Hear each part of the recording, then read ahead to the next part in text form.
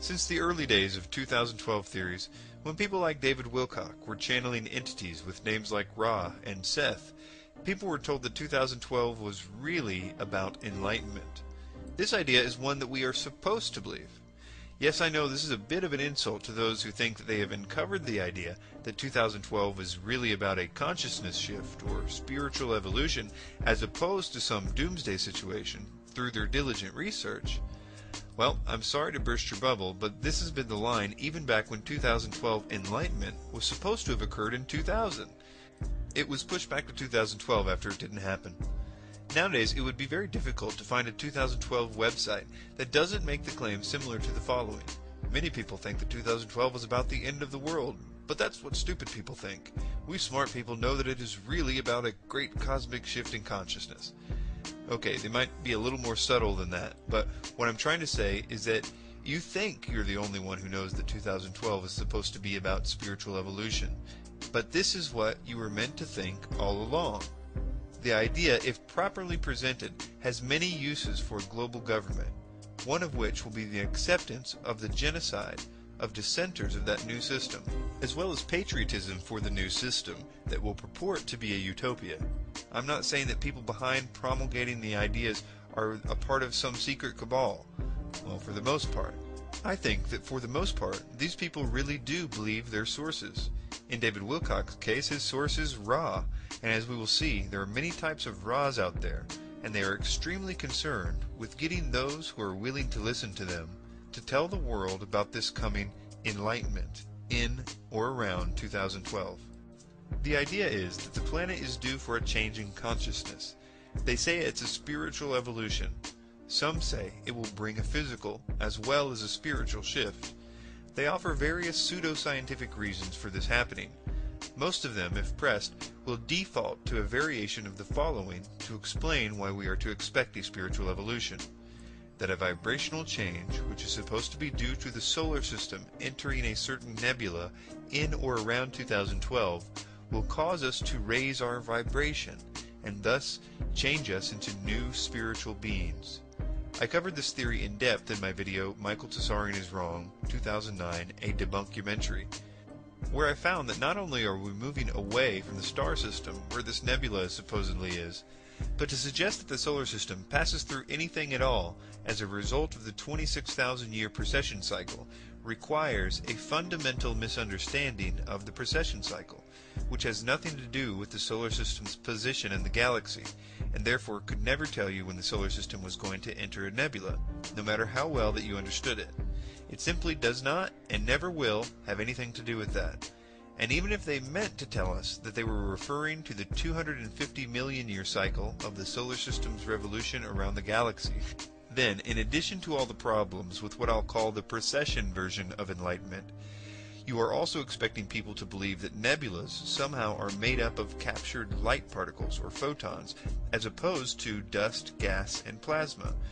This is a logical fallacy in itself, as light by its nature is moving rather rapidly and doesn't gather in nebulas or anywhere else. And even this is assuming that light somehow is known to cause spiritual enlightenment. But there is absolutely no reason to think this, even if nebulas were made up of light, which they are not. The whole thing is based on logical impossibilities. And if someone tries to appeal to a secret ancient knowledge to validate this, they are usually doing so with some variation of the 26,000-year precession cycle, because, to the best of my knowledge, there is no indication that any ancients were aware of the 250 million year cycle of the solar system around the galactic center, and even if they did know about it, it would be illogical to expect that things would be the same from one revolution to the next, as the lifespan of a nebula is at the most several hundreds of thousands of years, and one revolution around the galaxy takes us 250 million years to complete. What I find the most fascinating is that most of the time people are not requiring anyone to explain to them why they should expect this consciousness shift. It has almost become the background noise of the New Age movement, and as such has been taken as truth, just because they have heard it repeated so often. They are content to take these snake oil salesmen at their word. And I realize that in some cases it is presented in such a way that seems very scientific, and it's easy to be sucked into it.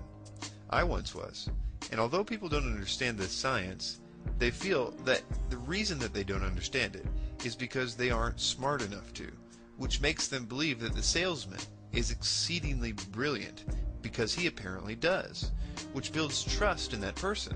This guy knows everything. The fact is, the salesmen themselves probably haven't been given many details about the mechanics of all this shifting either. Remember, it's coming from their sources. Yeah, so let's look at their sources for a moment. Channeling and other forms of direct contact with the quote spirit world have been the primary way that this idea has come down to us. I've already mentioned David Wilcock and Ra. Ra, who apparently takes over Wilcock's body from time to time, thinks the exact same way as the other entities who take over other people's bodies all over the world. The only difference seems to be that the entities will claim to be different things to different people. Some of them claim to be either aliens from other planets, Pleiadians or Greys. Sometimes they claim to be ascended masters from this planet, or light beings, or angels, or even just plain regular dead people. They definitely play to the particular person's paradigm. I would have the listener notice at this point that some of these claims are mutually exclusive. That is to say that it appears that although the message is exactly the same, which to me suggests a relationship, what they tell the humans about what they are is sometimes vastly different, which suggests that they aren't the most honest of beings, whatever they may be. The following is a typical example of something found all over the internet, of people being almost forced to tell the world about this 2012 enlightenment by these beings. In this example, she is in contact with, quote, star people. So you may be wondering then why I'm creating a 2012 blog. I was asked during an alien channeling late in the night, then nudged during meditations back home in Oakland, California, then told with loud clarity while driving through an amazingly strong vortex by the Trinity River. And now, since I didn't take the other 3 blatant hints, I am being pushed to do so now. Alright already, I'm doing it. And, actually, I am happy and excited about it, because it just feels like the timing is perfect.